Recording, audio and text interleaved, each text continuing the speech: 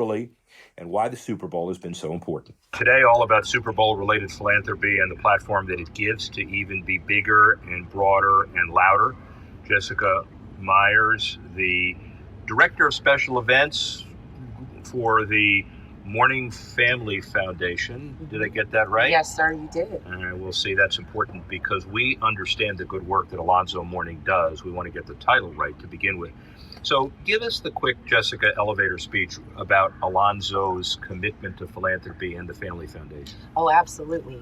So Alonzo Mourning, for over 25 years, especially during his time with the NBA, he and his family have dedicated so much time and effort in philanthropic work in the Miami community. He is now servicing 600 students and their families in holistic programming and also educational services at the Overtown Youth Center. The Mourning Family Foundation provides funding to both of its programs. Those programs are the Overtown Youth Center and also Honey Shine, which was incorporated by his wife, Tracy Wilson Mourning. That program services girls between the ages of 8 and 18, and she produces 100% graduation rate. And also the Overtown Youth Center produces 100% graduation rate, where those kids who are at-risk youth graduate and they go into society being productive citizens. So Alonzo was obviously all-world at Georgetown, and then we in South Florida grew up with him with the Heat. Yes. And he made a tremendous impact on the court. How does he feel about leveraging his on-the-court status and fame? And the power of sports helps him reach a lot of at-risk youths and people who he might not otherwise reach. So talk a little bit about his mentality going into that. Well, his mentality is getting the community involved and seeing that just because you're an athlete and you're put on a pedestal, you can still humble yourself, bring yourself back to your beginnings and be able to relate to the people that you're trying to service. So he usually comes in with an approach to his service to get more and more people involved by partnerships, sponsorships, and donors, and using his star power to do that. And he's done a tremendous job with the 25 years that they've been servicing the community. We all understand that it is fashionable, and I mean this with respect, for athletes to hook onto foundations these days because you kind of have to. It's easier for those of us in the business to separate those that are really committed to it from those that kind of just go through the motions. What do you think are the important ingredients to success in creating a really viable, sustaining foundation? Oh, wow. You definitely have to have a great support system. Your board of directors, who have been amazing throughout the years to support Alonzo and his vision. We're about to open a $15 million new facility for the Overtown Youth Centers to now service 3,000 kids. So you can tell that with his support system, the board of directors, donors, sponsors, and also partnerships within the community, we've come a long way and we still have a long way to go. So I definitely think he has made great strides to get to his goal. The idea of corporations being involved in supporting philanthropy, there are companies that, again, will do it because it's fashionable and others that see a real return. Used to be a lot of people would end up doing it because it would get visibility and exposure. But now I think corporations really believe that it is a tangible, important, not only obligation, but there's a direct tracing to revenue because of that. Talk about the evolution of that. So I think from an event side, more and more corporations are doing more programming throughout the year, not just investing in one activity or one activation. They're coming in and they're investing their time, their efforts, and their resources. One of our major donors, City Furniture, Alonzo and Tracy will identify needs of families who need furniture or apartments and those things that need to be furnished. City Furniture has come in and furnished those apartments. Just like for today, we have our celebrities who've come in, and Panorama invited them into their condos, and City Furniture fully furnished those condos because of the partnership and the leverage of both corporations coming in together. So I think when you look at that, it's a year-round thing, and it continues to evolve. And they spend time, they come to the programs, they spend time with the kids, they offer internships. So you have to look at the longevity and not the short-term return. You've been at this for a while? Yes. Yes. Give me your history. So I started out in athletics with the MEAC. I went on to the the Orange Bowl Committee. I've worked with the Orange Bowl Committee. I've worked with the Miami-Dade Chamber of Commerce on the Super Bowl host committee.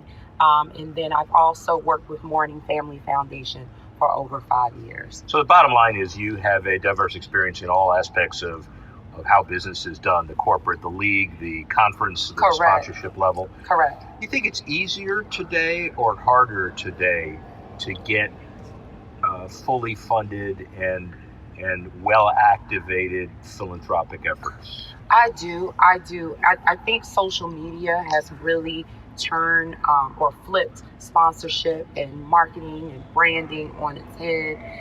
Social media is very real time and very direct and immediate. And so now our investors and our sponsors want to see a more immediate return. I do think that the longevity, again, comes from them actually leaving the corporate space and coming down to see where their money and their return of investment is going. By the way, we're at a golf tournament, ladies and gentlemen, so that noise was not just a prop. We're actually cleaning this place up. We're at Turnberry. We're at Zoe's Family Foundation golf tournament. Correct. And that is not a prop. So the other piece I wanted to mention as well is that 40 years ago, 30 years ago, it feels like longer, it's part of the whole effort to bring the Heat and put the Overtown Arena together, and now the arena's different. And what's happened is the Heat's won titles. People seem to forget why sports franchises are in communities. Talk a little bit about the benefits of having a major league sports franchise, and for example, what the Heat has done in the community, Alonzo being a part of it. Correct. So Miami is, you have the Panthers, the Florida Panthers, the Florida Marlins, you have the Miami Heat, and you see so much activity throughout the course of the year, especially their engagement. They're doing community fundraising. They're going into the schools. They're doing everything from doing cheer competitions to doing clinics. And so I think it's a great way of exposing kids to seeing also the behind the scenes and in front of the scenes. I know that the Miami Heat have invested in providing internships and tours so they can see the back of the house and not always the front of the house. And I think those are conversations that we have to have with our kids. You don't have to be an athlete to be able to be a part of this wonderful world of sports. And so I learned that early on. I spent 2 years in playing college basketball. I said, this isn't for me. And I love the energy that we did for the games and having the T-shirts and the mascot and putting all that together and the sponsorship ads and rolling those on the jumbo screens. Those are jobs that our kids and our future can have.